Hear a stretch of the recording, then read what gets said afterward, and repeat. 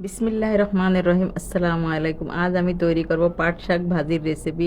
আর এই পাট শাকটা কিন্তু ভাতের সাথে খেতে ভীষণ ভালো লাগে। তো আমি এখানে পাট শাকটা ধুয়ে পানিটা শুকিয়ে নিয়েছি ভালোভাবে। তারপর এভাবে একদম কুচি কুচি করে আমি কেটে নিয়েছি। এখানে আমি তেলটা গরম করে দুটো শুকনো জালের ফোড়ন দিয়ে দিলাম। তারপর এখানে দিয়ে দিলাম রসুন কুচি, পেঁয়াজ কুচি আর কাঁচা জাল কুচি, আর দিয়েছি চিংড়ি মাছ। আর পেঁয়াজ, রসুন, কাঁচা জালের পরিমাণটা একটু শাক ভাজিতে বেশি দিতে হয়, তাহলে এটা খেতে বেশি ভালো লাগে। আর এখানে একটু ভেজে নেব, হালকা নরম করে নেব। তারপর এখানে দিয়ে দিলাম স্বাদ মতো লবণ, আর সামান্য একটু হলুদের গুঁড়া দিয়েছি একটু কালারের জন্য। দিয়ে তো ভালো করে একটু ভেজে নেব। তো এখানে ভাজা হয়ে গেছে, এখন পাট শাকটা দিয়ে দেবো। আর এখানে কিন্তু কোনো প্রকারের পানি দেওয়া যাবে না, পানি দিলে কিন্তু একদম পিছলা পিছলা হয়ে যাবে, আর এটা ভাজিও করা যাবে না, নিচ থেকে পুড়ে যাবে। এভাবে নেড়ে সেড়েই এটা ভাজি করে নিতে হবে। আর অল্প সময়ের জন্য একটু এটা ঢেকে দিতে হবে। তো এখন আমি ঢেকে দেবো।